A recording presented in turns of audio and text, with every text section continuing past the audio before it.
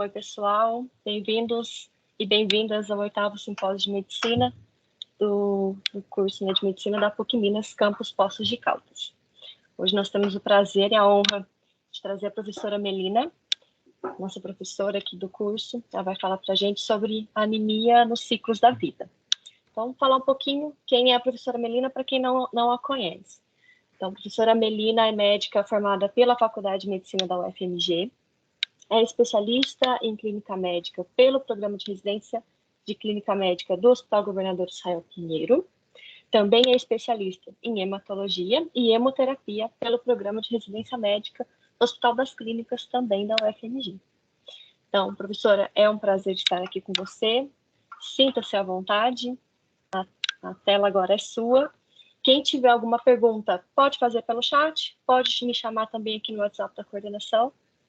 A apresentação é sua, professora, fica à vontade. Obrigada, Bruno. Bom, gente, boa noite.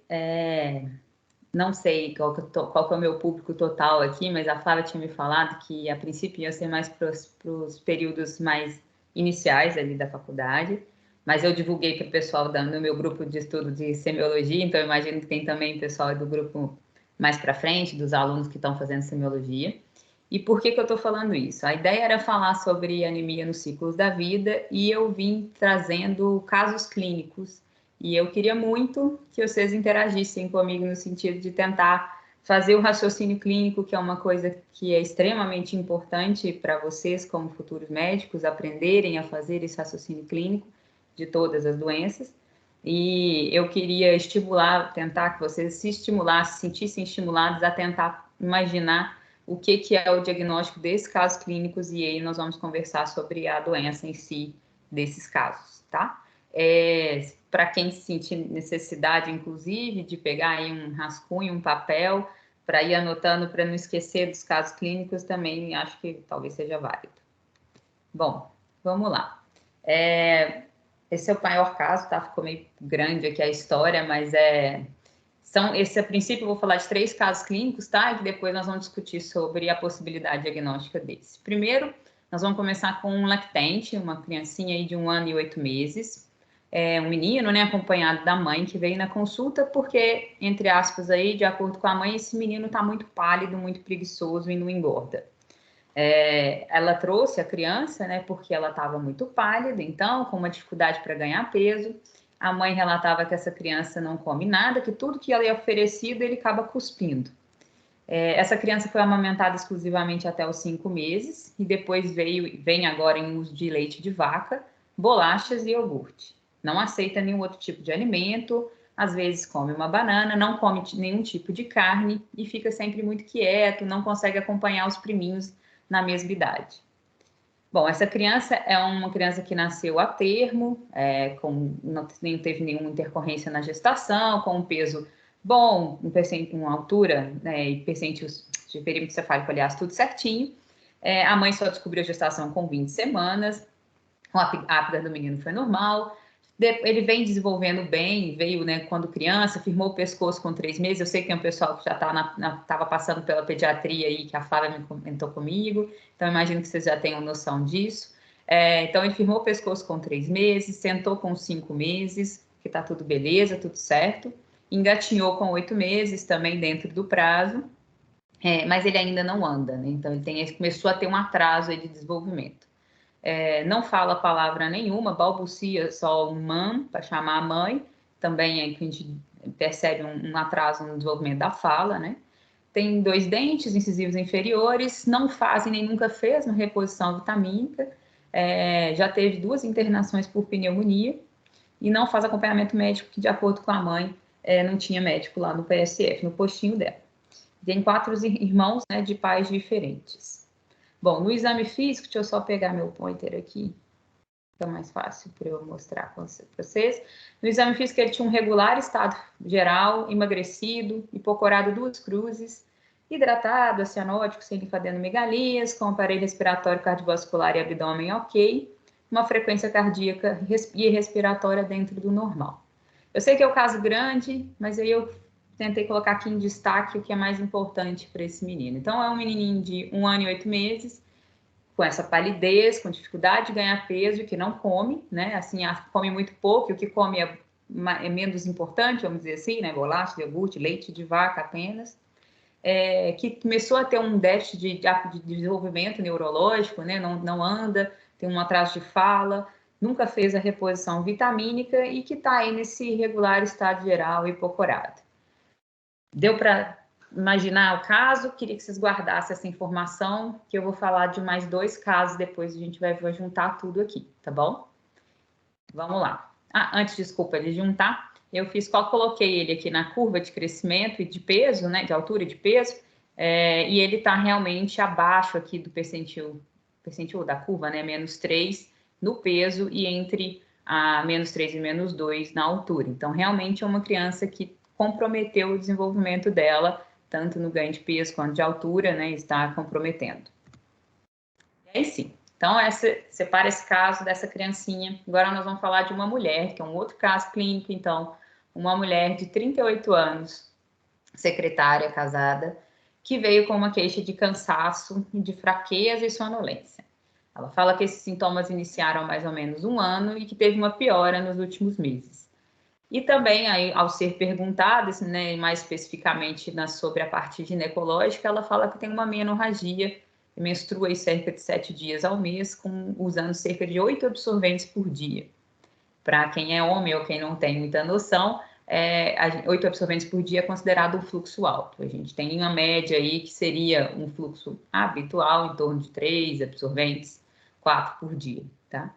Ela é ígida, não tem nenhuma comorbidade, e no exame físico dela, só já chamando a atenção aqui, para o caso dela, ela estava hipocorada, o resto sem nenhuma alteração, ela estava estável, frequência cardíaca respiratória normal.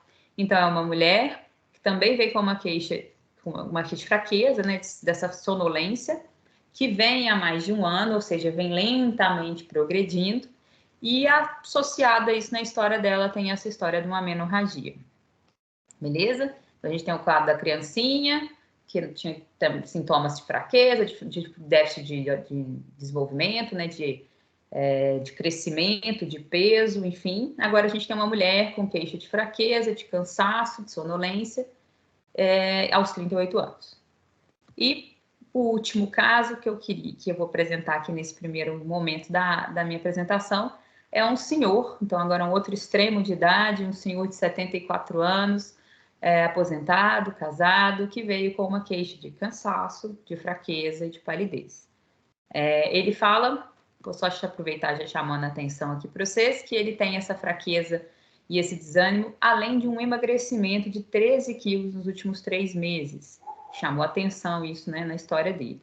Não tinha nenhuma outra queixa espontânea, mas ao ser perguntado, ele falou que tinha uma constipação intestinal que começou nos últimos meses, que ele não tinha, o intestino dele funcionava super bem, e que ele chegava a ficar 10 dias sem evacuar.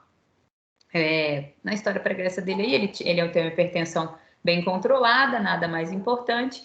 No exame físico, ele estava com um regular estado geral, emagrecido, né? Afinal de contas, emagreceu 13 quilos aí nos últimos meses, hipocorado também 2 cruzes em 4, e sem nenhuma outra grande importância no exame físico, tá? Ele estava com uma frequência cardíaca já mais no limite, de 96, mas uma frequência respiratória dentro do normal. Bom, então, só para a gente resumir aqui e só para a gente lembrar mais uma vez o que eu já falei. A gente tem uma criança com queixas de fraqueza, com as queixas todos 3 com queixas parecidas, né? De fraqueza, de cansaço, de palidez, todos eles apresentando sinais de anemia, né? Afinal de contas, a aula é de anemia, mas cada um com sua peculiaridade. E aí eu queria que vocês, já pensando aí, no que vocês poderiam pensar para porquê dessa anemia nesses 3 pacientes. E eu trouxe aqui um hemograma, sugerindo ser um hemograma que poderia ser, na verdade, um hemograma para os 3. Este hemograma aqui caberia para qualquer um deles, tá? Não é o hemograma específico de cada um, mas caberia, nesse caso, para qualquer um deles. Para quem não está familiarizado com os valores de referência, eu vou explicar para vocês. Eu tinha colocado como uma sugestão antes da aula que vocês vissem uma aula que eu apresentei de hemograma e de coagulograma num simpósio que teve esses meses para trás. Não sei se vocês tiveram a oportunidade de assistir, mas lá eu explico bem direitinho como que a gente interpreta o hemograma, enfim. Mas vou ajudar aqui vocês, para quem não viu, enfim. Esse paciente, então, tem esses pacientes podem ter, né? No caso, eu sugeri aqui uma hemoglobina de 9,6, valor de referência para uma mulher aos 38 anos é de 12, para um idoso é de 13, para uma criança nessa idade aqui em torno de 11. Então, um pouquinho mais, mas enfim. Então, essa é considerada uma anemia, a gente olha se tem anemia ou não, principalmente pelo valor da hemoglobina, então, considerada uma anemia leve, moderada, com um VCM e um HCM alterados. Para quem não lembra, não está familiarizado, o VCM é o valor corpuscular médio, é o tamanho dessa célula, dessa hemácia, da célula vermelha. Então, eu consigo saber por este valor de VCM se essa célula vermelha está no tamanho normal, tamanho aumentado ou menorzinho de tamanho. E abaixo, né, o HCM, ele me mostra a coloração dessa célula. Se essa célula está pálida, se ela está normocorada, se ela está hipercorada. Bom, então esse caso aqui, desses 3 pacientes, a gente tem 3 casos clínicos diferentes, em pessoas de idades completamente diferentes, com históricos completamente diferentes, mas que apresentam uma anemia não muito grave e uma anemia que a gente chama de microcítica e hipocrômica. Então, que é uma anemia que fez com que essas células ficassem menorzinhas de tamanho e mais pálidas, certo? E o resto do hemograma desses pacientes é normal, as células de defesa, né, que são os leucócitos dentro do normal, e as plaquetas que fazem a coagulação do sangue também dentro do normal. Beleza? E aí, eu queria que o pessoal da SEMI, que eu aposto que está me assistindo, já me desse o que vocês acham que esse paciente tem. Alguém tem um palpite para falar? Eu não estou vendo vocês, então vocês precisam falar só. Desligar o microfone, ligar o microfone e falar. Alguém vai interagir aqui e tentar falar o que é? Oi, professora. Selma. É só o pessoal da já SEMI? pela voz já sei quem é. Fala, Débora. É só o pessoal da SEMI? Não, é só porque eu Bom. convidei o pessoal da SEMI para participar, todo mundo. Pode ser pelo quadro clínico, né, principalmente no lactente, devido ao leite de vaca, eu pensaria em anemia ferropriva mesmo. Característica hipocrômica, microcítica, né? E no idoso, um outro diferencial, né? Uma vez que eu não estou vendo o hemograma dele, mas também de antemão, pelo menos no lactente, na mulher, devido à perda de sangue, pelo menos a anemia ferropriva. Beleza, ótimo. E o que você faria para confirmar seu diagnóstico, Débora? Você tem ideia? A gente pode pedir, né, o ferro, ferritina da paciente, transferrina sérica, né? E aí eu já consigo, pelo menos no paciente, no idoso, eu consigo ver se pode ser, por exemplo, anemia por doença crônica, né? Eu conseguiria diferenciar. Beleza. Por quê? O que vai ter diferente? É da semiologia mesmo. Ele tem, por exemplo, paciente por doença crônica, se eu não me engano, professora, ele teria alteração na ferritina e na transferrina sérica, né? Se eu não me engano, nesses dois teria alteração. Então, a ferritina tá na anemia ferropriva, ela estaria diminuída. Ela poderia estar, e na doença crônica aumentada. Seria um dos diferenciais. Perfeito. Então, aqui tá seus exames. Ele tem, então, um ferro, esses pacientes, né, apresentam um ferro sérico baixo e uma ferritina bem baixinha, um índice de saturação de transferrina baixo. Eu não vou explicar aqui detalhes, porque isso é outra aula, até como eu comentei, já foi dada até aula sobre o hemograma, em que eu explico melhor na aula de anemia, aliás, que eu explico melhor sobre isso, mas depois, se tiver dúvida, eu posso explicar, tá? E as outras vitaminas solicitadas, vitamina B12, ácido fólico, tudo dentro do normal. Então, realmente, como a Débora já falou, esses 3 pacientes têm o que a gente considera uma anemia ferropriva. Então, é uma anemia microcítica, hipocrômica, com ferro e uma ferritina baixa. E só vou falar uma pincelada aqui do que é anemia ferropriva, para quem não é familiarizado com isso. As anemias ferroprivas são responsáveis por 75% dos casos de anemia no mundo. ela tem uma prevalência muito grande, em quase 50% das crianças até 5 anos vão desenvolver algum tipo de anemia ferropriva, vão desenvolver anemia ferropriva em alguma época da vida, desses 5 anos, e 50% das mulheres da idade reprodutiva podem ter. Isso é um dado da OMS, obviamente isso não acontece nos países mais ricos, é mais nos países mais pobres, em que as pessoas não têm acesso realmente ao alimento, principalmente ao alimento que maior tem quantidade de ferro, que é a carne. A gente tem 2 tipos de ferro, né, disponível no nosso meio para consumo. O ferro M, que é de origem animal, né, ele vem da origem de carne vermelha, qualquer carne, na verdade, né, e que tem uma excelente absorção, a gente consegue absorver esse ferro, só um exemplo aqui, né, das nossas fontes de ferro, mas a gente consegue absorver o ferro M, que vem da origem animal, muito mais facilmente, mais diretamente, a gente consegue quebrar a molécula e absorver. E já o ferro, que a gente chama de não M, que vem da origem dos vegetais, ele tem uma baixa biodisponibilidade, porque a gente tem que quebrar a molécula de celulose para conseguir ter acesso a esse ferro, e essa quebra da molécula de celulose para nós, humanos, é mais difícil. Então, a gente não consegue ter acesso a esse ferro com grande quantidade. Então, resumindo, se eu penso em quantidade de ferro que eu vou absorver, que eu vou ingerir, é melhor que a gente coma uma proteína animal do que uma proteína vegetal. Obviamente que dá também para se ter ferro somente de origem vegetal, mas você vai ter um pouco mais de dificuldade, você vai ter que comer uma quantidade maior para conseguir suprir aquilo, tá? Por isso, quem é vegetariano, vegano, tem que ficar um pouco mais atento aos níveis de ferro.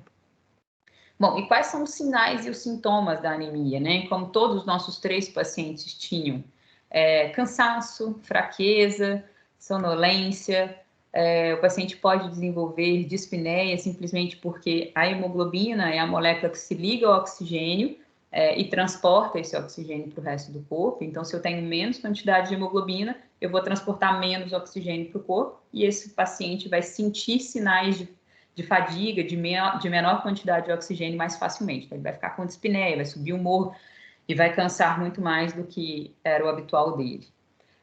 Também por uma maior dificuldade, por uma maior dispneia, por uma menor, na verdade, por uma menor oferta de oxigênio, eu vou precisar ter o coração como um mecanismo de defesa, vai começar a acelerar o coração, ter uma taquicardia, para que consiga fazer um ciclo ali de sangue circulando com maior rapidez e passando no pulmão para pegar oxigênio mais vezes por minuto, para conseguir suprir a oxigenação que a gente precisa no corpo inteiro. Deu para entender o motivo? Então, a gente tem taquicardia, a gente tem dispneia. Tontura, porque uma vez que eu tenho menos oxigênio circulando, vou ter menos oxigênio circulando também no cérebro, e isso pode causar tonturas, baixa oxigenação cerebral, pode acontecer também uma coisa que chama de hipotensão postural, que é aquela coisa que você agachou para pegar alguma coisa, na hora que você levanta, gira tudo, isso é causado por uma baixa oxigenação no cérebro, muito comum em pacientes que estão com maior quantidade de anemia, né? uma anemia mais importante. Cefaleia também pela essa baixa de oxigenação, e a palidez cutânea, que é o que a gente mais vê, né, no exame físico. Aqui eu coloquei 2 exemplos, né, da palma das mãos, que a gente consegue ver isso com não tão preciso, mas fácil. Nas conjuntivas, eu não sei se vocês têm noção, quem aí está começando talvez não tenha experiência, né, de saber o que é uma conjuntiva normal, o que é uma conjuntiva pálida, e eu sempre trago essa imagem aqui, que é uma imagem que mostra bem mais uma conjuntiva bem mais pálida, numa imagem real aqui, para vocês terem uma ideia do como que aqui é bem vermelhinho, aqui ficou rosa, meio rosa, né, e aqui já está quase branquinho mesmo. Tá? Então, isso é a maneira que a gente tem de enxergar na ectoscopia desse paciente os sinais de anemia. Beleza? Todos esses sintomas, esses sinais e sintomas aqui. Então, para fechar o diagnóstico de uma anemia ferropriva, a gente tem, como a gente viu, uma anemia que é microcítica e hipocrômica. E por que ela é microcítica e hipocrômica? Porque o ferro ele é extremamente necessário para a formação do glóbulo vermelho, da hemácia. Então, se eu tenho pouco ferro, eu não consigo formar, minha célula não cresce o suficiente, como se fosse isso, ela fica menorzinha de tamanho. Então, ela é microcítica, pequenininha, um VCM que vai estar baixo, e hipocrômica, pálida, porque se a gente for ver, a molécula de ferro está ligada à hemoglobina, e se eu tenho pouca hemoglobina, vou ter menos molécula de ferro, e o ferro é que dá a coloração avermelhada ao sangue, tá? Então, por isso ela vai ficar hipocrômica. Então, é uma VCM, a RACM baixa. a gente vai ter um reticulócito diminuído. Para quem não assistiu a aula lá que eu comentei, reticulócito é o precursor das células vermelhas, das hemácias na nossa medula óssea. A gente tem toda uma cadeia de células de desenvolvimento, de evolução dessas células na nossa medula, que é a fábrica do sangue. E o reticulócito é a célula precursora, que vem antes da hemácia. Ela fica dentro da medula óssea e logo quando ela amadurece mais, perde o núcleo e vira uma hemácia mesmo, ela vai para o sangue periférico. E quando eu tenho pouco reticulócito, isso é um sinal de que a minha medula não está conseguindo produzir. Se eu dou ferro para esse paciente, com 7 dias o reticulócito dele sobe para caramba. O que quer dizer isso? Então, quer dizer que eu dei o que ele faltava para ele pegou aquele ferro, conseguiu fazer mais células, e uma maneira de eu enxergar isso, que a medula está produzindo bastante, é esse reticulócito aumentar. Então, antes do diagnóstico, o reticulócito está baixo. Depois, o mais importante deles, né, que vem a ferritina e o ferro baixos. Então, é uma anemia por falta de ferro. Por algum motivo, o ferro está faltando. Quando eu falto ferro, a primeira coisa que acontece quando eu consumo, o ferro, ele vai ser absorvido e ele vai ser estocado aqui, entre aspas, porque é uma maneira só mais para vocês enxergarem, ele se liga à molécula de ferritina e fica estocado ali, principalmente nos enterócitos, que são as células ali do intestino, um dos lugares em que ele é estocado. Então, quando a ferritina abaixa, quer dizer que eu não tenho ferro suficiente para nem se ligar a ela, então meu organismo nem produz mais ferritina. Então, a ferritina está baixinha porque eu tenho pouco ferro para se ligar a ela e ser estocado. Então, o primeiro sinal, a primeira coisa que acontece na deficiência de ferro é eu ter uma ferritina baixa. Depois que a ferritina baixa, ou seja, que meus estoques de ferro estão baixos, eu vou ter uma baixa de ferro circulando no sangue. E aí, depois que eu tenho ferro baixo circulando no sangue, é que eu não consigo produzir células e aí eu vou desenvolver uma anemia. Então, a primeira coisa, o primeiro sinal de que esse paciente está desenvolvendo uma anemia ferropriva, antes de dar anemia, é a ferritina, que é a primeira que vai abaixar. E também, contrário, é a primeira a começar a subir, uma vez que você começa a tratar. Coloquei esse asterisco aqui, gente, porque ela pode não estar baixa, por ela ser, a ferritina também é, além de ser ali, estar relacionada ao estoque de ferro, ela é uma proteína de fase aguda. Então, ela está sempre aumentada em processos inflamatórios, de infecções ou de malignidades. Inclusive, isso tem tudo a ver com a anemia de doença crônica que a Débora falou, que a gente vai falar depois. Enfim, então é um paciente, voltando lá, diagnóstico, é uma anemia microcítica hipocrômica, VCM e HCM baixos, que vai ter um reticulócito baixo, ou seja, a minha medula não está produzindo nada, é um sinal de que ela está hipoproliferativa, que é o nome correto disso, com uma ferritina baixa e o ferro baixo, e a transferrina, que é a molécula que transporta ali até a ferritina, vai estar também, ela vai estar aumentada para tentar pegar o máximo de ferro suficiente, e um sítios da transferrina, que é essa transferrina, que imagina que é como se fosse o caminhão que carrega o ferro, ela consegue carregar 4 moléculas de ferro, e se eu tenho pouco ferro, essa quantidade de moléculas de ferro ali dentro vai estar baixa, então a saturação da transferrina vai estar baixa. Talvez não tenha ficado claro, depois a gente pode falar melhor sobre isso, tem uma aula de anemia aqui específica que eu já dei para vocês, que eu explico melhor, tá? Mas, enfim, então é isso. Esse é o diagnóstico da anemia ferropriva, diagnóstico da anemia, né? Não da causa dela. E é por que eu falei isso? Porque não adianta vocês darem o diagnóstico somente da anemia ferropriva. Não adianta eu virar para aquele menininho, para mulher ou para o idoso e falar, você tem uma anemia ferropriva, ok. E aí? O que você vai fazer? Por que ele não tem ferro? Por que essa pessoa está com uma dificuldade, uma menor quantidade, de ferro? E normalmente a gente tem 3 motivos para isso. A gente tem ou uma deficiência de ferro por um aumento da demanda, o que é isso? Uma criança que está crescendo muito rápido, precisa fazendo uma proliferação celular muito grande e ela precisa de um maior consumo de ferro mesmo. Isso acontece aí até os 2 anos e na adolescência, que é aqueles estirões de crescimento que a gente tem. Também na gestação, na amamentação, porque a mulher está passando o ferro para um outro ser vivo que ela está criando ali dentro, né? Então, a gente pode ter uma baixa de ferro por um aumento da demanda, por um aumento da perda, ou por quê? A gente, quando sangra, a gente perde ferro junto. O sangue vai levando aquelas moléculas de ferro. Então, por exemplo, uma menstruação volumosa ou um sangramento do trato gastrointestinal crônico, por pólipo, por divertícula, por alguma neoplasia.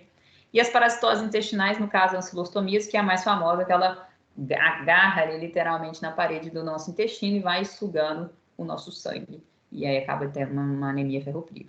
E para uma redução da absorção, que seria a outra possível causa, que acontece quando a gente tem uma acloridria. O que é isso? Uma diminuição de ácido no estômago. Então, com menos ácido, eu não consigo absorver, não consigo transformar a molécula de ferro férrico em ferro ferroso, em ferro férrico, aliás, que é como a gente consegue absorver. E as cirurgias gástricas também, porque vão causar uma cloridria. Então, a gente tem essas possibilidades para a causa, e aí eu queria que vocês me dessem a causa desse paciente. Eu acho que vocês já sabem aí bem direitinho, mas alguém tem como para me dizer o porquê que aquela criancinha tem uma anemia ferropriva, a mulher de meia idade, vamos dizer assim, não, meia idade não, porque eu sou mais velha que ela e sou jovem. Então, uma mulher jovem, aos 38 anos, e um idoso. Quem pode me dizer a causa desses três possíveis, né, que vocês levantariam como causa?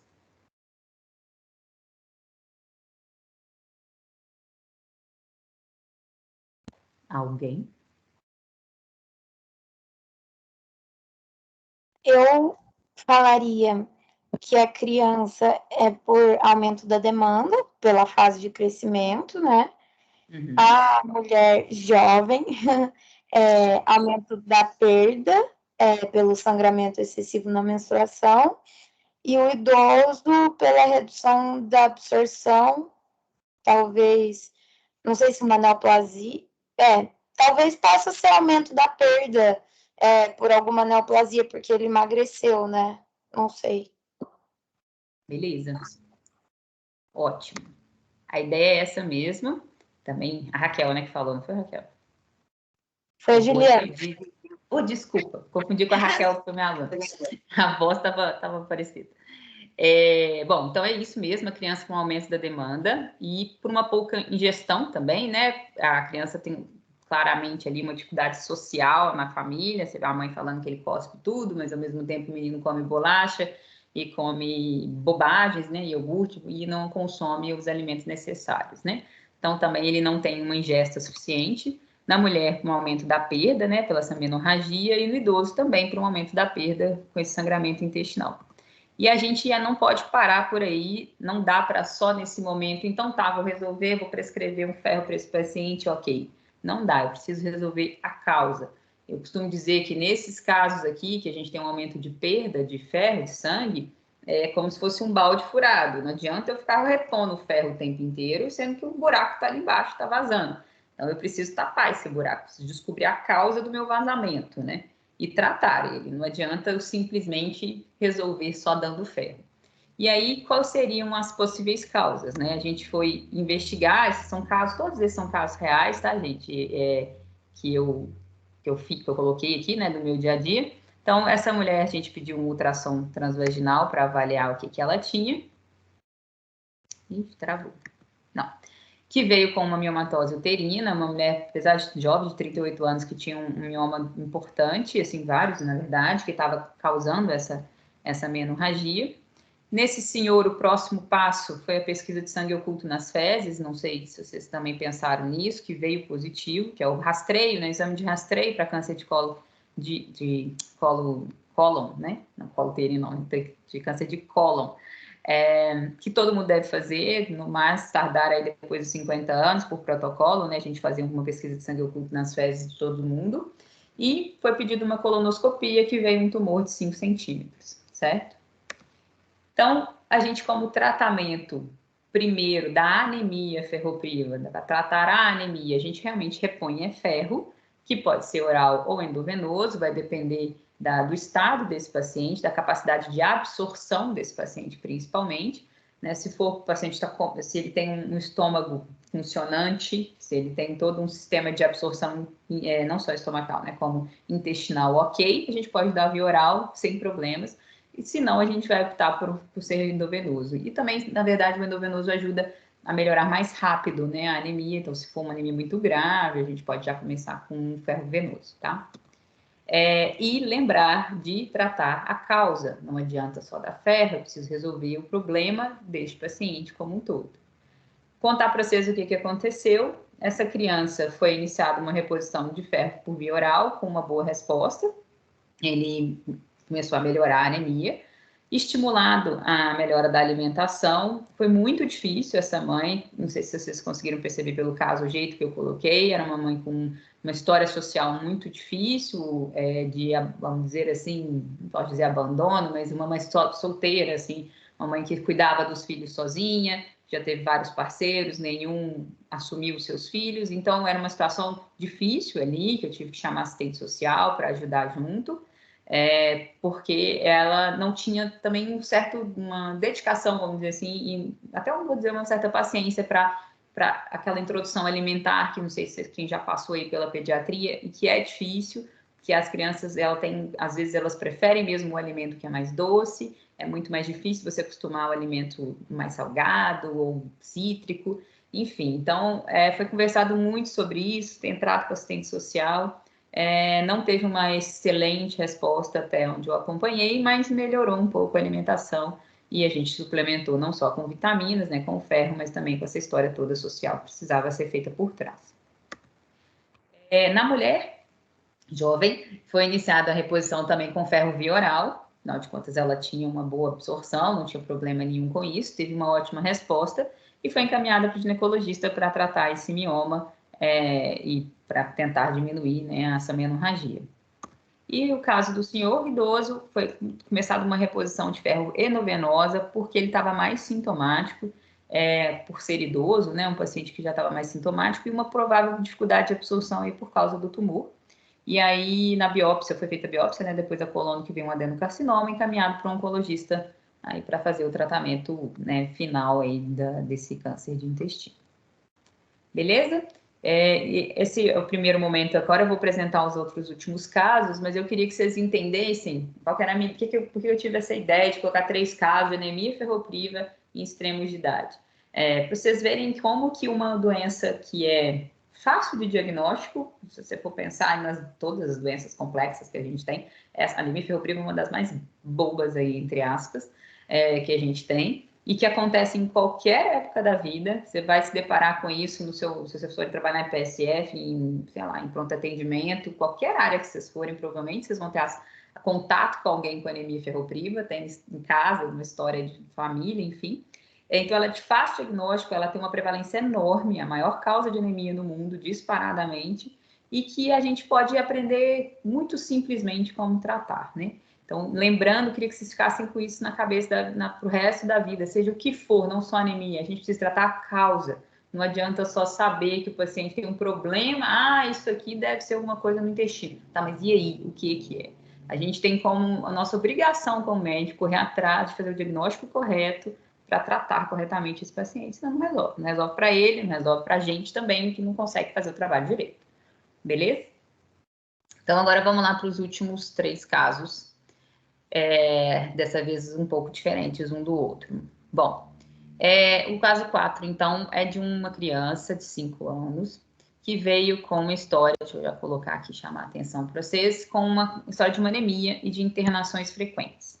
A mãe disse que esse menino, desde os 10 meses, ele precisava muito, sempre precisou muito para o hospital, começou a partir dos 10 meses ela levar ele para o hospital, sempre falavam que ele tinha uma anemia importante, que ele não comia direito, que ele devia comer melhor, mas apesar do uso do sulfato ferroso, ele nunca teve melhora dessa anemia. E além disso, nos últimos 3 anos, ele tinha ido mais de 10 vezes ao hospital por causa de dores recorrentes, tanto nas pernas, nos membros superiores, no abdômen, além de ter tido pneumonia por 5 vezes. A mãe dizia que ele até comia bem, mas que ele nunca ganhava peso, que ele tinha realmente uma dificuldade para ganhar peso. Ao exame físico, essa criança estava em regular estado geral, com 3 cruzes de hipocorado, então bem hipocorado mesmo, ictérico, sem linfadenomegalias periféricas. No aparelho cardiovascular, ele apresentava um sopro sistólico panfocal, de 3 cruzes, aí, considerável, né? Um aparelho respiratório e abdômen sem alterações, uma frequência respiratória e cardíaca ali no limite superior da normalidade.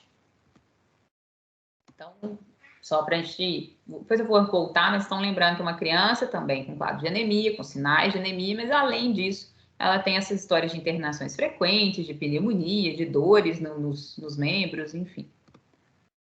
Beleza, agora então vamos para uma jovem de 21 anos, que ela também tinha esse cansaço importante, além do normal, que ela começou com essa história, né, de uma astenia, hiporexia, para quem não sabe, hiporexia é uma diminuição de apetite, e uma dispneia, né, aos médios esforços, dispneia, hiporexia, astenia, todos também sinais, né, como eu falei para vocês ali, da anemia, tá?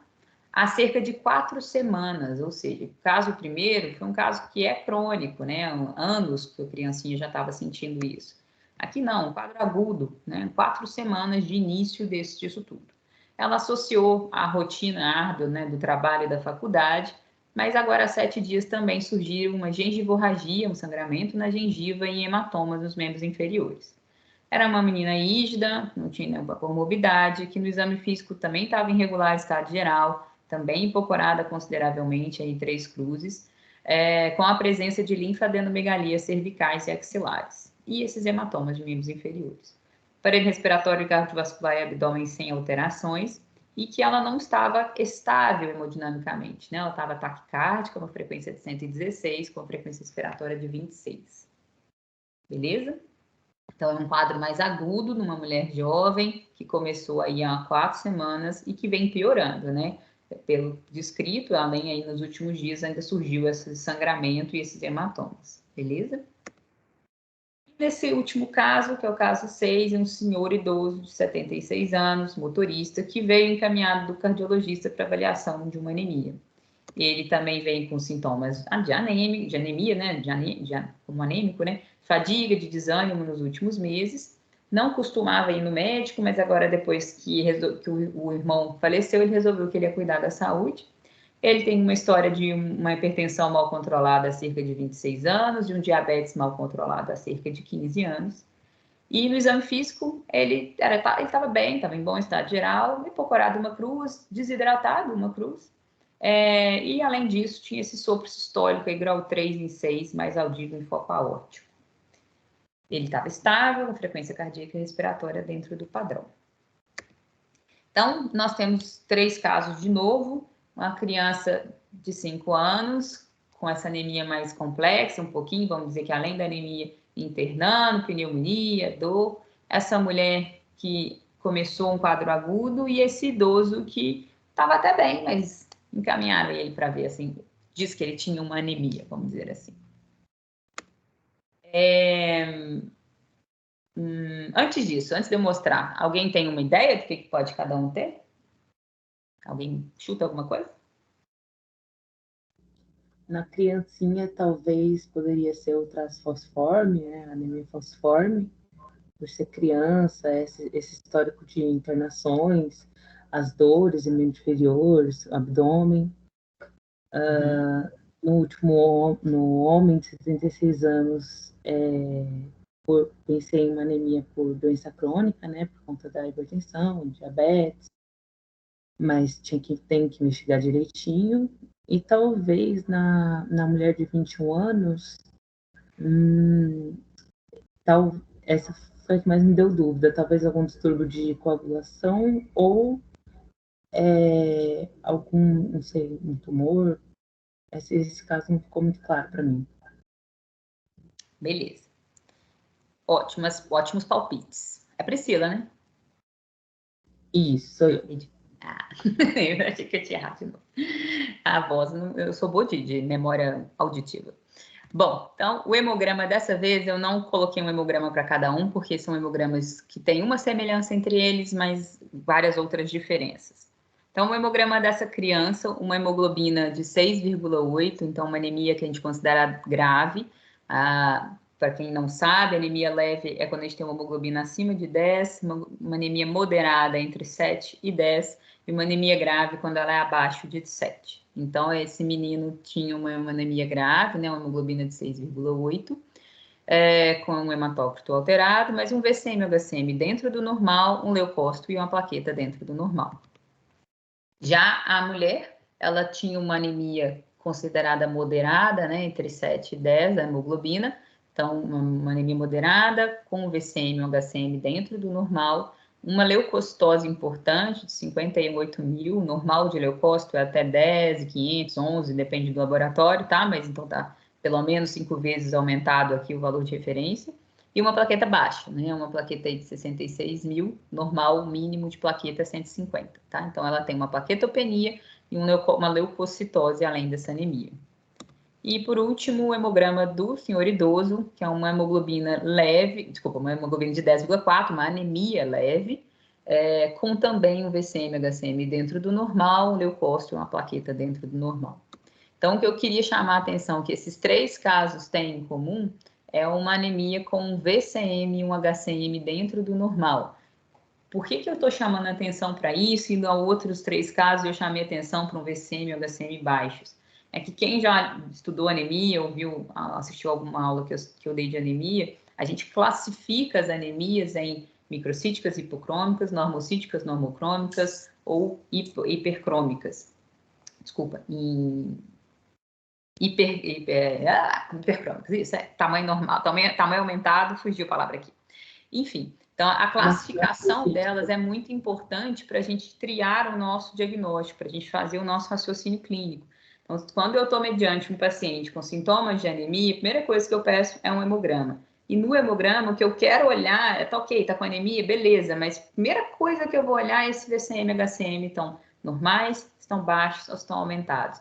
Que isso vai, na minha cabeça, clarear para quais os tipos mais possíveis de anemia que eu tenho, tá? Então, por isso que eu quis chamar a atenção de vocês para isso, que é a classificação mais fácil. Tem vários tipos de se classificar, várias maneiras de se classificar uma anemia, mas a maneira mais fácil de vocês, que talvez vão ser clínicos gerais, cirurgiões, o que for, para vocês terem noção, para ir direcionando o raciocínio clínico de vocês, tá? Então, elas têm em comum esse VCM, HCM dentro do normal, então são anemias normocíticas e normocrômicas, do tamanho da célula está normal e até a coloração da célula está dentro do normal. Então, a gente tem uma anemia normocítica e normocrômica nesses pacientes. Alguém sugeriria algum exame para a gente pedir para algum deles, para começar a esclarecer a nossa hipótese diagnóstica? As nossas hipóteses diagnósticas, né, que a Priscila falou?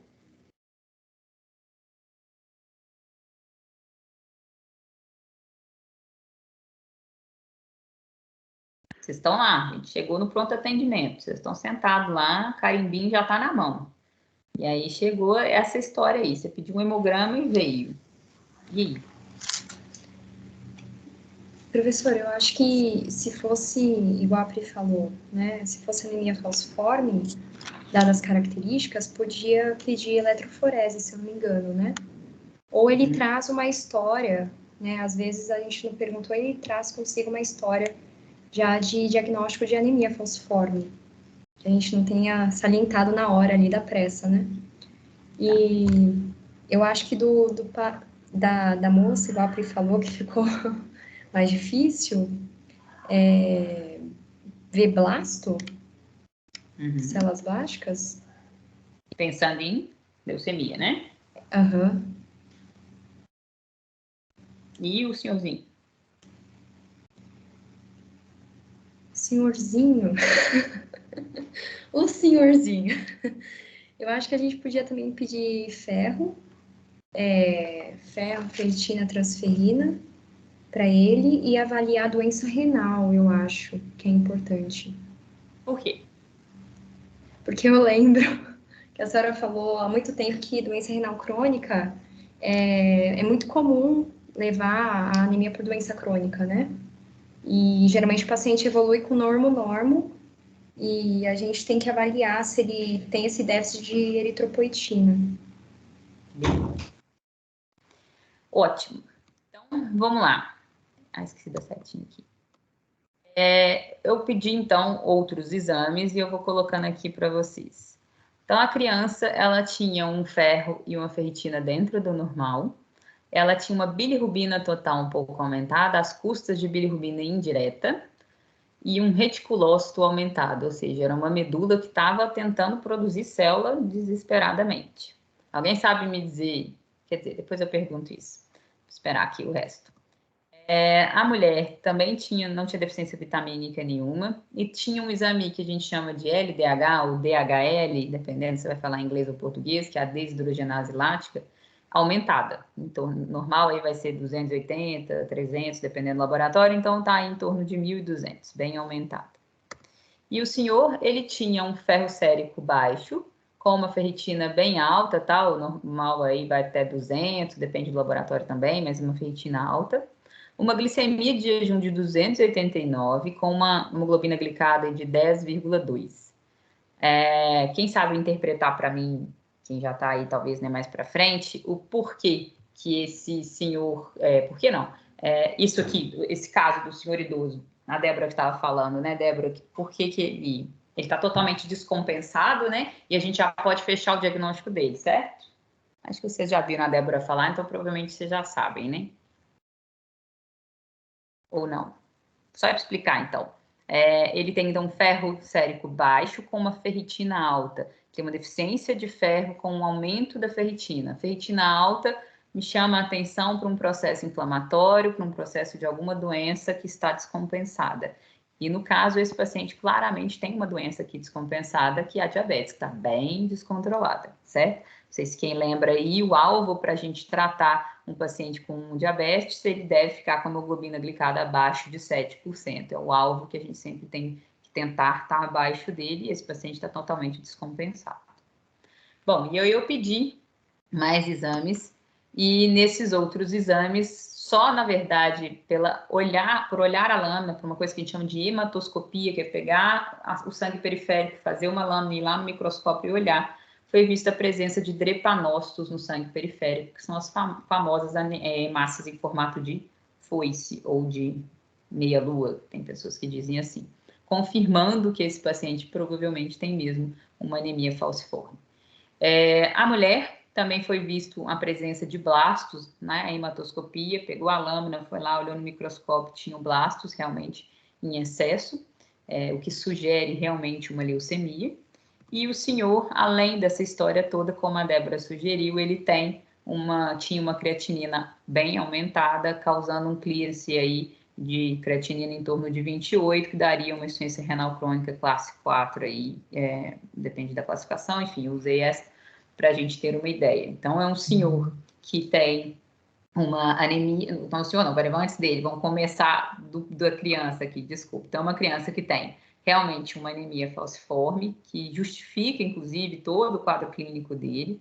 Eu queria só chamar a atenção para uma coisa do porquê que ele tem uma bilirrubina indireta, uma bilirrubina total, né, as custas de indireta aumentado, não sei se vocês têm noção disso, tá? Mas a anemia falciforme é uma anemia hemolítica, por causa do formato da célula, ela se rompe mais facilmente, ela se rasga, entre aspas, se rompe e ela libera todo o conteúdo que tem dentro da hemácia, essas células, esse conteúdo, na verdade, vai passar ali pelo fígado e formar bilirrubina indireta. Então, a gente vai ter um aumento de bilirrubina indireta no sangue que causa a icterícia comum de todo paciente falciforme, tá?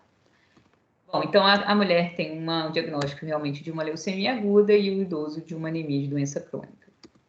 Falar um pouquinho rapidinho para vocês, nada aprofundado, porque daria mais umas 20 aulas, sobre anemia, doença falciforme, né? A anemia da doença falciforme, ou anemia falciforme. Bom, é uma hemoglobinopatia autossômica recessiva. O que é isso? Eu preciso de 2 genes recessivos para eu desenvolver a doença. Então, eu preciso da hemoglobina S em homozigose, né? Ela SS, ou a hemoglobina S em dupla heterozigose. O que é isso? Um SC, um SD. Porque o normal é a gente ser AA, né? E o que a gente chama de normal é eu ter 2 hemoglobinas As, ter dado um A da minha mãe e um A do meu pai.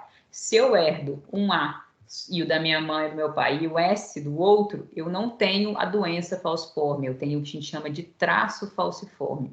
E eu gosto disso, de colocar isso em toda vez que eu falo disso, porque não é doença, não causa anemia, não causa nada, não causa cansaço, não causa anemia, não causa, eu tenho uma mancha na pontinha do dedinho, é por causa do traço falciforme. Não. Traço falciforme é uma característica, você só carrega o gene recessivo, que é o S, e você não desenvolve nenhum sintoma por causa disso, beleza? Aqui eu coloquei só uma imagem para vocês verem a diferença, né, de uma hemácia normal e de uma hemácia em formato de foice ou de meia-lua. E só lembrando aqui da última coisa do traço falciforme, a única coisa que a gente tem que fazer de diferente para um paciente com traço falciforme é um aconselhamento genético. É orientar ele que se algum dia ele vier a resolver ter filhos com alguém que também tenha um traço uma hemoglobina S, ou uma hemoglobina C, ou uma hemoglobina D, ele pode ter um filho com a doença. Normalmente, 25% de chance dele ter um filho com a doença, certo? Mas isso é a única coisa então, que a gente tem para fazer com o paciente com traço falciforme. A anemia falciforme, ela tem inúmeros sintomas, é uma manifestação clínica que pode ser extremamente variável. Os sintomas, eles iniciam depois dos 6 meses de vida, quando a gente começa a ter uma diminuição da hemoglobina fetal, a gente nasce com uma hemoglobina fetal do feto, e quando essa hemoglobina, em torno dos 6 meses, diminui para sumir, a gente vai prevalecer com a nossa hemoglobina, seja A, seja S, seja o que for. Então, aí é quando, se você tem a doença vai começar a aparecer. O mais comum dos sintomas são as crises que a gente chama de vaso-oclusivas ou crise de dor, que eu vou explicar um pouquinho aqui para vocês o que é. Ela pode ser precipitada por quadros infecciosos, por desidratação, que é o mais comum, por tensões emocionais, enfim, várias são as possibilidades de você desenvolver uma crise de dor no falciforme. Pode acontecer também sequestro esplênico, que é quando a gente tem um acúmulo rápido de sangue no baço. E isso acontece, vou mostrar o desenho aqui para vocês de uma vez, porque quando a gente tem essas hemácias em formato de foice, elas não têm uma anatomia redondinha e bicôncava, igual tem a hemácia tradicional, né? Essa anatomia da hemácia, que ela é duplamente côncava, ela facilita de passar entre os capilares do nosso sangue. E já a hemácia falciforme, ela não tem essa facilidade de deslizamento ali. E aí pode acontecer com frequência essas pequenas obstruções, esses bloqueios aqui ao fluxo de sangue, e é por isso que causa a crise vasoclusiva. O sangue quer passar, mas ele não consegue, porque está sendo obstruído ali por esse emaranhado de células falciformes, tá? E aí o sangue não passando, ele não chega onde ele devia chegar e causa dor, que são essas crises de dor que o paciente tem. E também por esse mesmo motivo, por uma obstrução de passagem de sangue ali no baço, o baço não retorna o sangue que ele deveria retornar ao corpo e ele pode ter o que a gente chama de sequestro esplênico. Ele aumenta agudamente, rapidamente, em horas, e o paciente pode evoluir com uma anemia gravíssima e falecer, ter um parada cardíaco e falecer. E a maior causa de mortalidade, uma causa de mortalidade em crianças falciformes, principalmente até 5 anos, são as infecções. Esses pacientes têm uma característica de não ter uma boa uma boa fagostose, eles não conseguem fagostar, né? Eliminar as bactérias com muita facilidade. Então, são crianças que, quando começam com febre, lembrem disso, que um plantão qualquer de vocês vai aparecer um paciente com anemia falciforme com febre, paciente com falciforme com febre, ele não é cuidado igual uma outra criança com febre. Ele não é, mãe, só observe e volta daqui a 2 dias se ele mantiver febre. Porque eles evoluem muito rapidamente mal. Então, a gente tem que ter mais cuidado, tem que, às vezes, começar antibiótico precoce, mesmo sem ter certeza se é bacteriano ou não. Tem que hidratar esse paciente demais, ficar bem de perto dele, porque eles complicam muito rapidamente.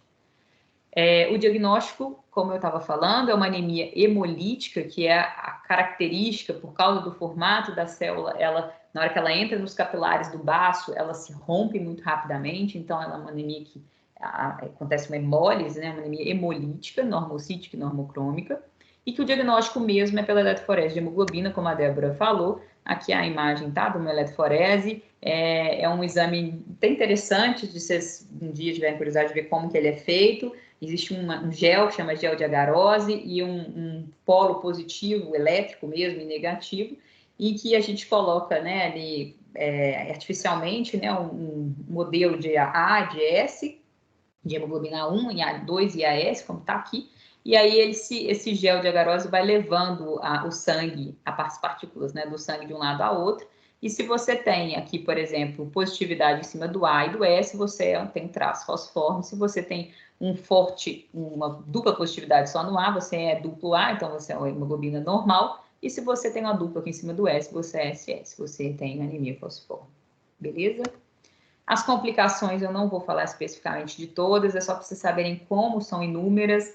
Esses são pacientes que têm, por aqueles quadros de vasoclusão, de obstrução pelas anemias, pelas hemácias falcêmicas, eles levam a isquemias com muita frequência e por causa dessas isquemias frequentes e recorrentes levam a uma insuficiência cardíaca muito precoce. Essa semana eu tive com um paciente que tem 26 anos e já desenvolveu uma insuficiência cardíaca importante por causa disso. Eles têm fenômenos pulmonares importantes, não só de pneumonia, mas também de uma coisa que chama síndrome torácica aguda, que é um misto de quadro infeccioso com obstrução, diminuição de fluxo ali dentro do pulmão, de fluxo sanguíneo, né? Bem complexo, uma das maiores causas de morte desses pacientes. Esses pacientes, pela obstrução que eles causam pode levar também a um AVC isquêmico, muito, infelizmente, hoje em dia menos, né, porque nós temos mais tratamento, mas antigamente a gente tinha muito paciente com jovem, com 5 anos, com AVC por causa da falciforme. AVC pode ser isquêmico, pode ser hemorrágico. Esses pacientes têm, por causa do excesso de bilirrubina, eles têm colelitíase, pedras na vesícula muito novos, eles costumam retirar a vesícula com 15 anos, mais ou menos, e a gente tira por causa dos riscos de complicação. E tem a parte genitourinária do priapismo, que nos homens, né, é relativamente comum. Quem não sabe, priapismo é uma ereção que dura em cerca mais de 4, 5 horas, em que, por causa dessa obstrução do fluxo que eu expliquei, o desenho que eu mostrei para vocês aqui, ó, dessa obstrução de células, não permitindo a passagem do sangue, eu vou nisso no pênis, né, faz com que leve uma ereção que não regride. E isso vai levando à necrose do pênis, se você não fizer um esvaziamento sanguíneo rápido. Então, é uma urgência hematológica nesse sentido, que senão o indivíduo, um menino, criança, enfim, adulto que seja, pode ficar impotente, tá? Então, essa é uma das complicações também da anemia falciforme. O tratamento, primeira coisa, é uma hidratação volumosa. Quanto mais eu hidrato essas células falcêmicas, menos complicações eu tenho, menos obstrução eu tenho. As crises de dor a gente tem que tratar com analgésico, tratar as infecções que se porventura também estejam, o paciente tem que estar sempre vacinado e usar o antibiótico profilático. Criança com anemia falciforme usa PENV oral, que é a penicilina, desculpa, desde pequenininho, sempre contínuo, todos os dias da vida deles, tá? Para evitar infecções, tamanho o risco deles morrerem dela. Transfusão, a gente só vai transfundir em situações especiais, que a gente fala quando tiver com a hemoglobina abaixo do basal, porque essas crianças falciformes, esses pacientes falciformes, eles têm uma anemia grave, crônica, normal deles. Não é porque ele tem 6,8 de hemoglobina que você vai transfundir, ele talvez seja o basal dele. Aí ele fica bem com essa hemoglobina. Se ele tiver uma infecção, ele está mais sintomático, ou se ele tiver com uma queda dessa hemoglobina, aí sim você vai transfundir, tá? E aqui eu chamo a atenção para vocês para o medicamento que revolucionou o tratamento da anemia falciforme nos últimos anos, que é a hidroxureia, que normalmente é indicado para os pacientes que são mais graves, tá? Que já fizeram AVCs, que estão precisando transfundir demais, ou que estão com dores recorrentes, e que ele tem normalmente uma ótima resposta. O que a hidroxureia faz? Ela aumenta a hemoglobina fetal desse paciente. E aí a hemoglobina fetal, que tem um formato redondinho, normal, bicôncavo, começa a estar com maior frequência dentro do sangue, diminui a percentual de células falciformes e os sintomas todos melhoram demais. Eu sei que é complexo, tá? Anemia falciforme, daria umas 3 horas de aula aí, mas é só para vocês terem uma ideia bem por cima mesmo. Falar um pouco sobre leucemia, que é a neoplasia maligna das células hematopoéticas, né? Que é o problema maior e mais grave, talvez, aí dentro das doenças hematológicas. Ela começa sempre na medula óssea, quando a gente tem uma mutação genética lá dentro que faz com que as células parem de proliferar, de evoluir, né, e fiquem só células jovens sendo jogadas no sangue periférico. Ela pode atingir até vários outros órgãos. É o câncer mais comum na infância, né? 30% dos casos de câncer nas crianças, sendo que a leucemia linfóide aguda é o mais comum nas crianças e a mieloide mais comum nos adultos, mas ambos podem ter os dois tipos, tá? Só é mais prevalente a linfóide na criança e mieloide no adulto. Os sintomas da leucemia são sempre relacionados às citopenias que esses pacientes apresentam. Então, um paciente com anemia vai ter fraqueza, dinamia, fadiga, sonolência. Um paciente com leucopenia, com as células baixas, ou mesmo os com leucocitose, porque esse excesso de células, né, no caso da paciente ali, 58 mil, são células que não funcionam bem, são células doentes, então elas se comportam como uma leucopenia. Apesar de ter um monte de células, são células que não funcionam. Tá? Então, você tem um paciente que é imunossuprimido, que qualquer situação de infecção, eles levam a infecções graves. e frequentes, né? E a plaquetopenia, que vai ter hematoma, petec, sangramento, como é o caso dessa paciente que tinha sangramento gengival e hematoma nos membros inferiores. O diagnóstico é feito quando a gente tem mais de 20% de células blásticas, de blastos, que são essas células jovens, no sangue periférico ou na medula óssea.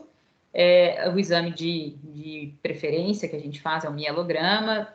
Já dei uma outra aula para vocês explicando melhor como é feito, mas se vocês tiverem curiosidade, tem vários vídeos no YouTube, assim, bem até didáticos, explicando como que a gente faz. A gente coleta uma bem pequena quantidade de medula que fica dentro dos grandes ossos. A medula óssea, ela se fabrica, né, dentro dos grandes ossos nossos, principalmente na bacia, região do úmero, do fêmur e aqui no externo.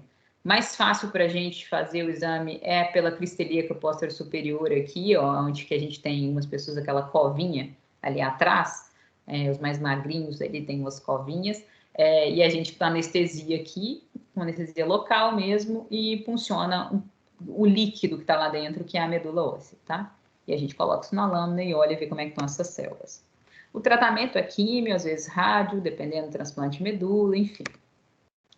E, por último, a anemia de doença crônica, que é a segunda causa mais frequente de anemia no mundo. Primeiro, anemia ferropriva, em segundo lugar, anemia crônica, de doença crônica, que é um distúrbio do metabolismo do ferro, em que a gente vai ter uma diminuição da sobrevida da hemácia, a hemácia morre mais rápido, e não tem uma resposta medular à altura. Então, assim, a medula não consegue dar conta de produzir mais células. Isso, por alguns motivos, depende da doença crônica que está levando a essa anemia. Os sintomas são os clássicos de anemia e o da doença de base desse paciente, né? Esse paciente, se ele tem uma anemia de doença crônica por causa da doença renal crônica, por causa do diabetes, uma artrite, uma neoplasia, enfim, ela vai ter também os sintomas relacionados a essa doença. As causas são inúmeras, pode ser por infecções crônicas, HIV, por exemplo, causa uma anemia de doença crônica, neoplasias todas, as doenças autoimunes, lúpus, artrite reumatoide, o diabetes, né, mellitus propriamente dito, doenças inflamatórias intestinais, as vasculites, todos podem causar anemia de doença crônica. A doença renal crônica é muito famosa, que a Débora falou e que eu falo muito, porque o rim, ele produz a eritropoetina, que é não é um incentivador, a palavra é outra, é um estimulador, desculpa, da medula para produzir hemácias. Eu não tenho eritropoetina suficiente, a medula não entende que ela tem que continuar produzindo hemácias. Então, se eu tenho pouca eritropoetina, se eu tenho um rim que não funciona bem, eu não tenho eritropoetina suficiente, eu vou ter uma anemia consequente disso. E todas as outras doenças inflamatórias possíveis também podem causar isso. O diagnóstico é, então, uma anemia normocítica e normocrômica em 70% dos casos, mas pode, em 30% dos casos, também ser micro e hipo, menos comum, mas pode acontecer dependendo da quantidade de ferro que esse paciente tenha de deficiência, tá? O ferro ele pode estar normal ou baixo e a ferritina sempre alta. Então, o ferro normal ou baixo, que seja, o ferro baixo, que é mais comum talvez, e uma ferritina alta é um sinal de anemia de doença crônica. Então, lembra que a ferritina é uma proteína de fase aguda, ela está elevada nos processos inflamatórios, infecciosos, de malignidade, e por isso que eu vou ter uma ferritina aumentada na anemia de doença crônica. Então, lembrar desses dois exames aqui que vão fechar esse diagnóstico. O tratamento, basicamente, você tem que tratar a doença de base, então, se o paciente tem uma insuficiência renal crônica com menor quantidade de produção de eritropoetina, tem como a gente suprir essa eritropoetina. A gente pode repor ferro nos pacientes que têm uma deficiência de ferro associado, paciente que tem doenças inflamatórias intestinais, isso aqui eu fiz a sigla aqui, né, de doença inflamatória intestinais, doença de Crohn, retocolite, ou algum outro problema intestinal que você não absorva ferro, enfim. Algumas vezes a gente faz até tratamento de prova com ferro para ver se você tem uma pequena resposta, mas a maioria das vezes não vai ter uma boa resposta, não. O que trata mesmo é tratar a doença de base, é melhorar a diabetes do paciente, controlar a diabetes dele, controlar a insuficiência renal na medida do possível, enfim. Então, qual foi a evolução desses casos? Um paciente, então, falciforme, ele foi mais acompanhado de perto agora, com o diagnóstico que foi feito, né? Hoje em dia, gente, essa dificuldade para o diagnóstico de falciforme quase não existe, né? Porque nós vivemos num país muito grande, com vários locais sem acesso à saúde ainda. Mas a gente faz o teste do pezinho, né, para avaliar a anemia falciforme. Tem o teste da eletroforese de hemoglobina no teste do pezinho, então a gente em teoria, diagnostica sempre desde pequeno. Mas eu peguei relativamente recente um caso de uma criança que foi adotada e que ela chegou com 6 anos, se eu não me engano, já depois de complicações e que ninguém nunca tinha aventado a possibilidade, não sabiam, foi adotada com 3 anos e não sabiam da história pregressa, dos exames, enfim, não tinham feito, não sabiam onde estava o teste do pezinho, não sabia a história da família, que normalmente a gente pergunta, às vezes tem um caso na família, ou tem a mãe ou o pai sabem que tem um traço falciforme, enfim. Bom, foi feita uma boa hidratação, que teve uma diminuição das crises de dor, e ele começou a usar o ácido fólico e hidroxureia. Ácido fólico é porque é um dos componentes que é muito consumido, um dos íons, das vitaminas, desculpa, são muito consumidos para a produção de hemácias, então a gente tem que repor. E esse hidroxureia que teve uma ótima resposta, elevou a hemoglobina dele de 7 para 11 e ele diminuiu muito as crises. A mulher com leucemia foi feita a quimioterapia, né? Evoluiu com uma ótima resposta e ela foi, hoje em dia, está curada, vamos dizer assim, sem necessidade de transplante. O senhor idoso foi feito tratamento adequado agora para insuficiência renal crônica, para diabetes, para hipertensão, orientado sobre a gravidade do quadro, já que já existia aí essas apresentação de lesões em órgãos-alvo, né? Essa insuficiência renal crônica e secundária, provavelmente esse diabetes mal controlado, talvez também até a hipertensão.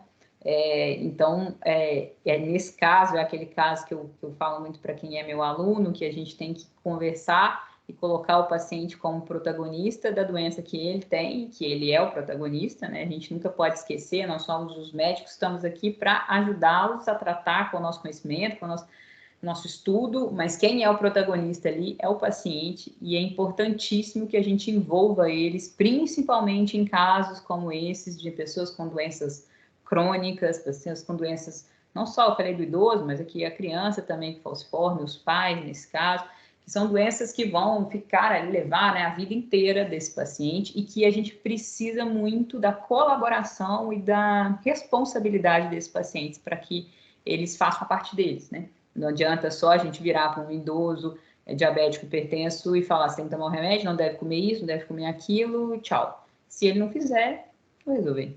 E para que ele faça, é nosso papel conversar, colocar para ele o que ele tem. Assim, eu falo muito isso para os meus alunos, né? Quando você explica para o paciente que ele tem por A mais B, a chance dele seguir o tratamento é muito maior.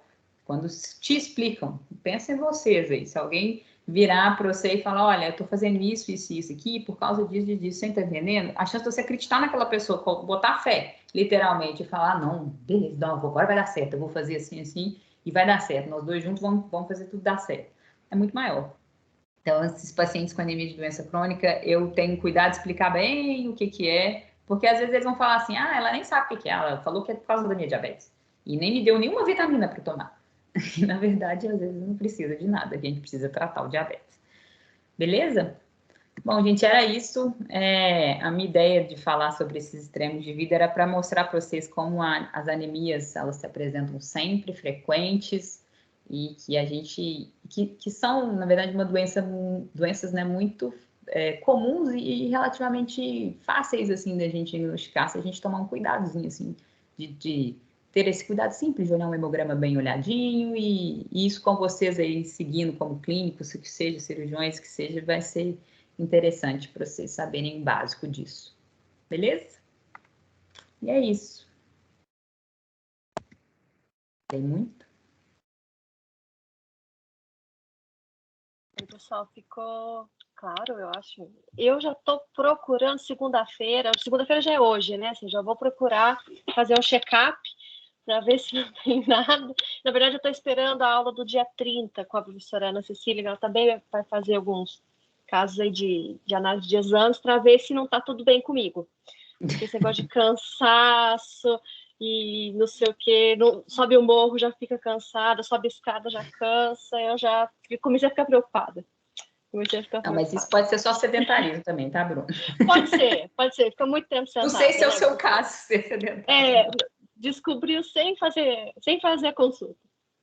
Pessoal, tem alguma pergunta? Deixa eu ver aqui no chat. Vocês não riem de mim não, viu, gente? O negócio é sério. A Priscila tá rindo aqui de mim. Pessoal, só agradecendo aqui no chat. Tem alguém que queira fazer mais alguma pergunta? Não? Tudo lindo.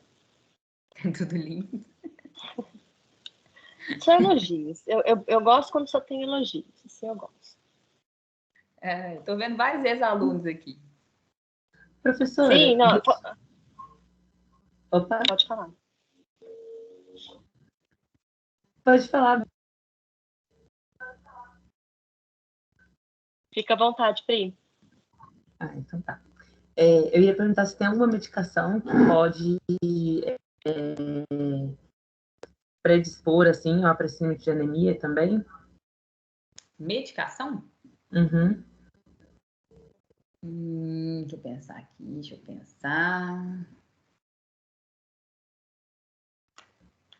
Existem medicações imunossupressoras que por serem imunossupressoras, vão causar uma toxicidade medular. Então, por exemplo, tem várias, na verdade, ciclosporina, tem vários imunossupressores, né? A própria, não, mas imunossupressores em geral, assim, pacientes têm algum problema grave que precisam tomar imunossupressores, você vai ter uma toxicidade medular. Lembrei, tem várias outras aqui, agora eu lembrei de outras. Tratamento de tuberculose, alguns antirretrovirais, todos eles podem causar uma imunossupressão medular e, por causa disso, você tem uma menor produção de todas as células do sangue, não só das hemácias, né? Então, assim, tem a possibilidade, sim, de ser causado. Lembrei de outra aqui que acontece muito no consultório, paciente com artrite reumatoide, usa, não sei se vocês já viram reumato aí, usando, como chama, Methotrexate, que é uma medicação que pode causar essa supressão medular, e aí, às vezes, vem por causa de uma leucopenia, de uma anemia, e é só por causa da dose do medicamento, né? Então, tem que ou reduzir a dose do remédio, ou tentar ver o que amenize os sintomas, né, da anemia do paciente, porque às vezes você reduz a dose e a doença, o lúpus, por exemplo, vai estourar de sintoma. Então a gente tem que pôr na balança aqui que vai ser pior. Entendi, professora, obrigada. A Maré, tô com saudade, Maré. Tô vendo aqui.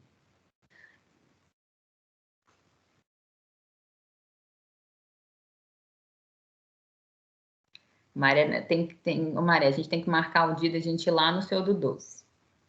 Sabe, Bruno, eu tenho um problema com um negócio imposto que chama Senhor do Doce. E ele me causou 10 quilos de engorda depois da pandemia. Foi tudo culpa dele. E aí eu acabei mostrando para os meus pacientes. Já experimentou? Não, Já? ainda não. Não. Eu devia ser Faz 1 ano e meio patrocinada por ele. Faz 1 ano e meio que eu faço propaganda já. desse homem, sério mesmo. Chama Senhor do Doce. Fica ali na Rio Grande do Sul. A Maré, se bobear, sabe até o número de lá. Que eu era viciada, passei o vício um pouco para Maré.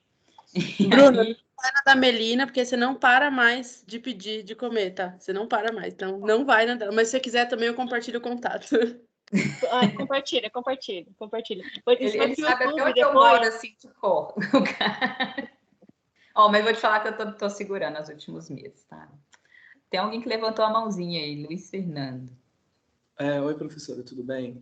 Tudo professora, eu tenho uma dúvida, né? Porque na prática clínica a gente vê eu vi algumas reposições de B12 diferentes, né? Em casos de anemia megaloblástica, esse tipo de coisa. E eu queria saber quanto você geralmente usa de dose de ataque e depois de dose de manutenção para os pacientes que têm uma B12 muito baixa ou alguma coisa do tipo, porque eu já vi várias opiniões, eu já vi opiniões de dose de ataque de 50 mil durante, se não me engano, 6 a 8 semanas, depois uma dose de manutenção de 7 a 12 mil, e eu queria saber quanto você usa, porque eu já vi diferença entre os profissionais. É por alguma doença específica, você sabe? Não. Sabe qual que é a causa dessa deficiência de B12? Não, as causas mais comuns mesmo. Por exemplo, pega um paciente vegetariano, né, que está com uma B12 muito baixa, ou um paciente mais idoso, que vai precisar de uma B12 mais alta, né? Acho que eles falam 30, alguma coisa assim. Aí eu queria saber quanto que você geralmente usa para reposição. Realmente, Luiz, assim, na literatura, vai ter, dependendo de onde você lê, você vai encontrar vários esquemas de reposição. Não existe um esquema único e mais famoso, vamos dizer assim. Eu posso, se você tem eu posso até, se você quiser, de curiosidade, tem um artigo da Blood. A Blood é uma revista de hemato mais considerada, mais importante, assim, de revista médica da hematologia, que ela da ASH, da Sociedade Americana de Hemato. Enfim, e nesse artigo tem um How I Treat, que chama, né, um How I Treat de anemia megaloblástica causada, uma anemia perniciosa, né, causada por um autoanticorpo, né, a gente produz um autoanticorpo que inibe o fator intrínseco, que não sei se você lembra, tá, é produzido lá no fundo do estômago, e esse fator intrínseco, ele precisa se ligar à vitamina B12 para que ela seja absorvida. Se eu não tenho um fator intrínseco, eu não consigo absorver a B12. Então, esses pacientes, eles mandatoriamente precisam repor vitamina B12 parenteral, ou IM ou EV, porque não adianta você dar o comprimido que ele não vai absorver de todo jeito, né? Assim como ele não absorve nenhum alimento. Falando especificamente desses casos, porque esses casos são pacientes que a gente encontra, né, uma anemia importante já, né, com sintomas mais importantes e com, às vezes, com leucopenia, plaquetopenia associado. E aí, nesses pacientes, a gente precisa de dar uma dose de ataque maior. É diferente de um vegano, que ele é vegano há, sei lá, 2 anos e agora descobriu uma B12 um pouquinho baixa. Ele está com reserva ainda, ele ainda tem uma reservinha de B12. Já esses pacientes com uma doença autoimune, já a reserva dele costuma já chegar para a gente sem reserva nenhuma. Tá, mas aí como que eu faço? Tá, eu sigo o protocolo que é desse artigo da Blood e que, da onde eu vim, da onde eu aprendi, também era do protocolo do Hospital das Clínicas, da onde eu fiz residência, que é a gente faz uma ampola de 5.000 unidades durante 7 dias, depois 5.000 unidades, uma ampola, né, 5.000 uma vez por semana por 4 semanas, e depois a gente dosa, e dependendo do valor, a gente passa a repor de tantos em tantos meses. E aí vai depender do paciente, do quanto ele usa a B12 dele ou não. E isso varia de tamanho, peso, altura, enfim. E de quantidade, se ele absorve alguma coisa ou não, enfim. Então, aí depois, normalmente, eles ficam repondo de 3 em 3 meses, uma ampola, tá? A cada 3 em 3, 4 em 4 meses. Os pós-bariátricas, isso acontece muito frequentemente, porque na bariátrica a gente retira o fundo do estômago, que é onde é produzido esse fator intrínseco, e aí a pessoa não passa a não absorver mais B12. Só que tem cirurgias bariátricas que vão retirar totalmente ali o fundo, tem cirurgia que vai manter um pedaço do estômago, então os pós-bariátricos eles vão ter deficiência de B12, mas às vezes não tão profunda, e aí a gente vai ter que avaliar. Eu normalmente não faço, por exemplo, dose de ataque com esses pacientes pós-bariátricos, porque não é necessário. Eles têm uma deficiência, mas não tão importante assim, então a gente já pode começar a repor, por exemplo, uma ampola de 5.000 unidades a cada 2 meses, e depois de 3 em 3, às vezes depois de 4 em 4. Não existe, isso é muito da experiência do médico, não existe um protocolo perfeito. Já os veganos, tá, eles têm que fazer a suplementação básica diária do quanto você deveria ingerir e que você não está ingerindo por não consumir nenhum alimento de origem animal, porque a B12 só existe no nosso mundo na origem animal. Tem na gema do ovo, em todas as carnes, peixes, mas não existe no vegetal. Então, se a pessoa é vegana estrita, né, aquela pessoa que não consome queijo, ovo, nada, nenhum leite, nenhum derivado, ela precisa suplementar. Existem vários, hoje em dia, como é que fala? Empresas veganas que fazem a B12. Eu tenho 2 grandes amigas que são veganas e elas compram de uma específica, uma marca que chama Herb, em inglês, Herb Vegan, que é, inclusive o site é todo americano, vem de lá. Enfim, você tem que suplementar 5 microgramas de B12 por dia. Então, um comprimidinho por dia que você tem que fazer. A gente não precisa tomar venoso, né? Nem, desculpa, IM, a gente faz ela comprimido porque a absorção está perfeita, só não está consumindo mesmo. Não sei, eu não te respondi perfeitamente porque não existe realmente um protocolo, assim. Se você for olhar em diferentes lugares, vão ter diferentes respostas.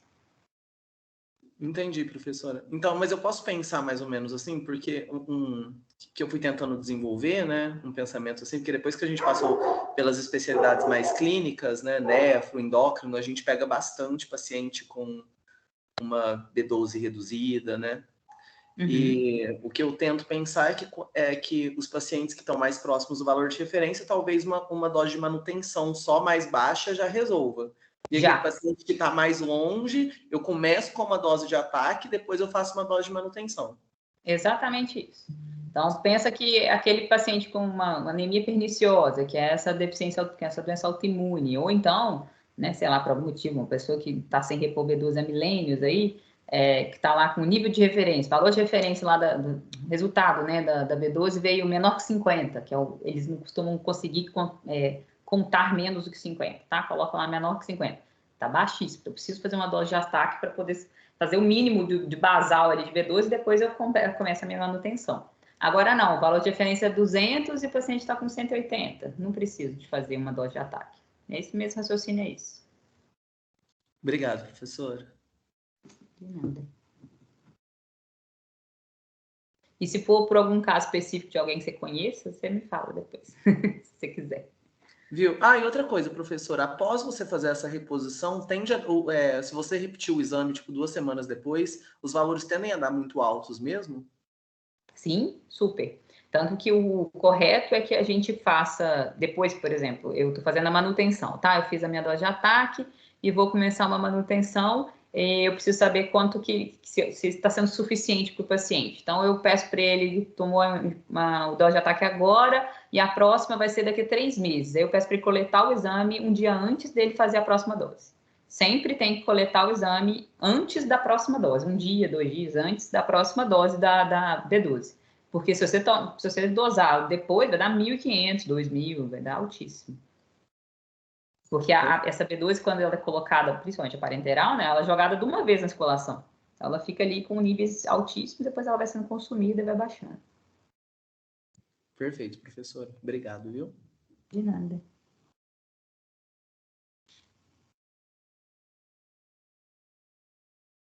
O telefone tá aqui. E é isso, gente. Alguém tem mais alguma dúvida?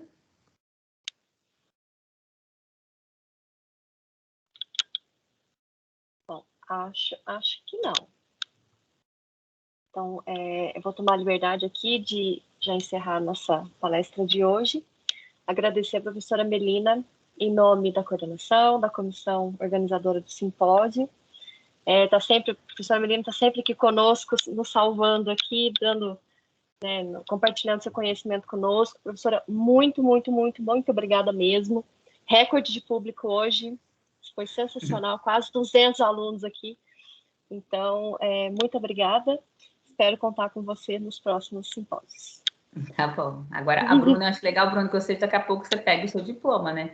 Daqui a pouquinho, com você certeza. só vira para o Antônio Ângelo e fala, assina o meu. Eu vou formar junto com o TU-T2. Já dá para fazer uma prova de título e passar em alguma coisa. Você acha? Acho que eu vou tentar. Pessoal, muito obrigada. Muito obrigada a todos que estiveram aqui conosco. E a próxima aula, segunda-feira, dia 27, a gente tem uma aulinha de tecnologias avançadas e dia 30 aula com a professora Ana Cecília, continuando aí essas questões aí de análise de exames. Tá bom? Um beijo para vocês. Estou morrendo de saudade. Logo a gente se encontra. Tchauzinho. Quando é que volta as aulas presenciais, você sabe? Boa pergunta. Quando eu souber, eu conto para vocês. Tá bom. Então tá. Um beijo, gente. Tchau. Um beijo. Tchauzinho.